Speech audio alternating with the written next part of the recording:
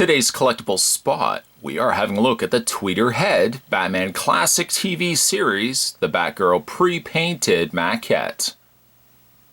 Tweeterhead has picked up the licensing for the Batman Classic TV series and will be releasing a series of classic characters from the TV series in pre-painted maquette form. The first figure that we'll have a look at, or the first statue that we'll have a look at, is the Batgirl pre-painted maquette. Now, the box art, the image on the front of the box, is actually of the maquette itself. You would look at it and swear that it was Batgirl from the actual series, but no, in fact, it is the pre-painted maquette that you're actually seeing on the front. Let me also preface this review by also saying that the box is huge. This box is absolutely huge, very heavy as well. Looking definitely forward to getting this out of packaging. On the side, we've got the same artwork, kind of just a slight, or same photography, just a slight angle image of Batgirl on the side. As for the back, you've got 1/6 scale, 13-inch tall with base. It's sculpted by Trevor Grove, painted prototype and box design by David Fisher, and special thanks to Rick Unvarsky. It's indicated it's not a toy, it's not intended for children, made in China, www.tweeterhead.com if you would like to check out the other pieces that Tweeterhead are producing. They've also got a couple of images up there as well of Egghead, which I believe is their next release for their maquette line. So very excited to see what they're going to be doing with the classic Batman TV series. Personally a fan of the classic Batman TV series, really excited to see what they're going to be releasing. That being said, Spot's going to take a break and get this out of the box, but when we come back, we're going to get a better look at the Tweeterhead Batman Classic TV series, the Batgirl pre-painted maquette statue. There's more heading your way, guys. Don't go anywhere. Stay tuned. Once you get the maquette statue out of the box, and there's a styrofoam tray and everything that kind of keeps everything together, you're treated to three pieces, three components: the main body, the head and cape, and this very large display stand that Batgirl is going to stand on. Of course, if this kind of looks somewhat familiar, and if you watch the classic TV series, this would be the area that she would walk to once dressed up as Batgirl. She would, activate a switch. This whole back door would kind of unfold itself open, and you'd have the Batgirl cycle inside, and then from there the wall of the outside of her apartment would open up, and then she'd drive out with the Batgirl cycle. Let's get a better look at the display stand. The main door of the display stand, as you can see, has a nice riveted treatment to it, riveted all around each of the individual panels that are going to open up. Of course, on the display stand, they're not going to open up. Paint, quite nice actually, on the display stand itself, the door itself, and then the door is mounted on top of a brick wall treatment. The individual bricks are not all the same color also. Some of them are lighter red, a couple of them are darker reddish brown, and then you've got the, of course, the rest of the wall treatment. It's sectioned off. It's not a completely straight wall. I kind of think I like that a little bit more, as opposed to it being just immediately a cut off, wall on either side. For the flooring, there's not as much color to be said for it. It's almost more of a kind of a grayish beige color. There's a single hole in there as well, and that's going to be where the Batgirl body is going to attach itself to. As indicated, the display stand, there it is extremely heavy. On the underside, we've got Batgirl cold cast porcelain maquette sculpted by Trevor Grove. We've got www.tweeterhead.com, the Tweeterhead logo on the side, and DC Comics. Some rubber feet there as well, so luckily when you put it down onto a flat surface, it's not going to scratch anything in the process. Now let's get a better look at the Batgirl body. She has three components, like I've already indicated. You got a peg on the underside that's going to attach to the main flooring of the display stand. It's a nice, somewhat seductive pose of Batgirl. She's got the one leg in the front of the other, her arms cascading further back behind her body. One hand is flat, the other one is kind of sticking out. Really a phenomenal looking sculpt. Paint. Very impressed, I might say, by the paint as well.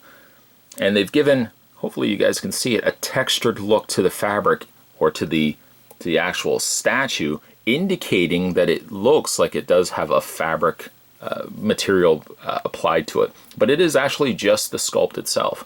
A closer look at the utility belt with the Batgirl emblem there, a couple of pouches, which also carry over to not so much the back, but you've got 2 pouches on the side there as well. The gloves are of a smoother paint. They're not as shiny as the rest of the body. And up at the top there, you've got the Batgirl emblem.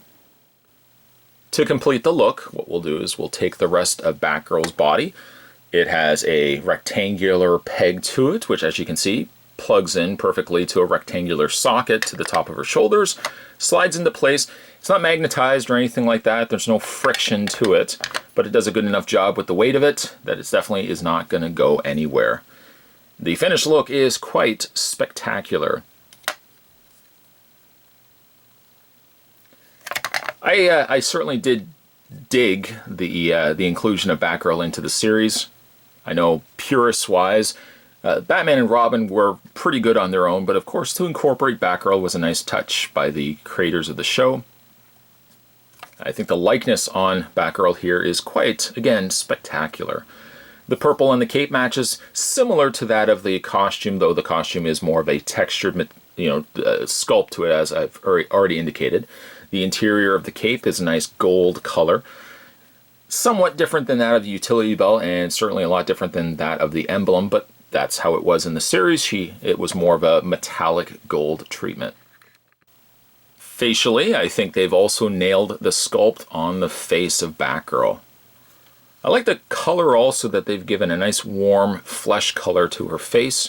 They've given a couple of areas around to the cheek area and right below the jawline a little more of a rosy paint color. Gives it that bit of warmth to it. The cowl is not removable, unlike the series, nor is the wig that Barbara Gordon is sporting here. The wig is also sculpted quite nicely. And I say wig because obviously she has shorter hair in the series. She adds the wig to kind of distinguish, make her a little bit more different than Barbara Gordon. But collectively, the head sculpt, the pose that they've given it, I think it's also a good choice of pose that they've given Batgirl. She was more playful in the series, that I think having her just standing straight, don't think it could have done as much justice to the young Cape Crusader here. For our final look, what we'll do is we'll take the foot and peg it into place. It actually only goes one way, because if you look at the boot itself, the boot has almost a triangular shape to it with the point facing forward, is exactly the same way that you'll have to line it up and put it into the base. And it pegs into place. Again, it's not magnetized, but it does a good enough job where everything's going to stay in place and it's not going to move around on you. There's a little more of an angled look at what the statue will look like. Again, a very playful pose that they've got Batgirl in.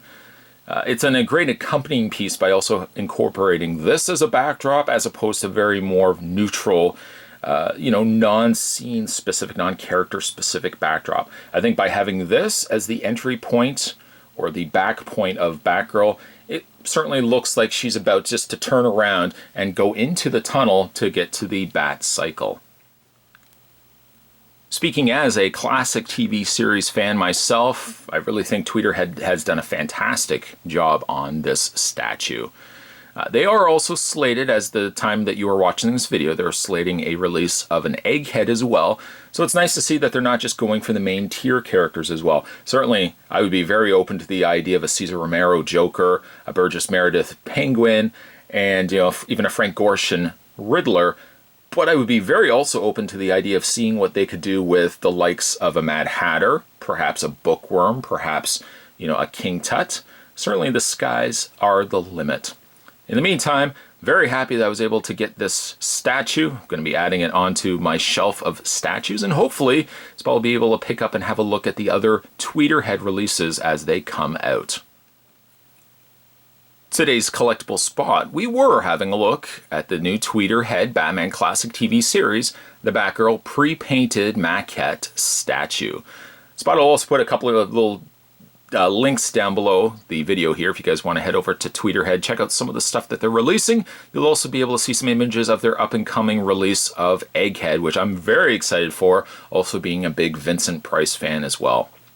Again, certainly stay tuned, guys. Spot's going to have more videos and more collectible spots heading your way. As always, thanks for watching, as you always do. I'll see you next time.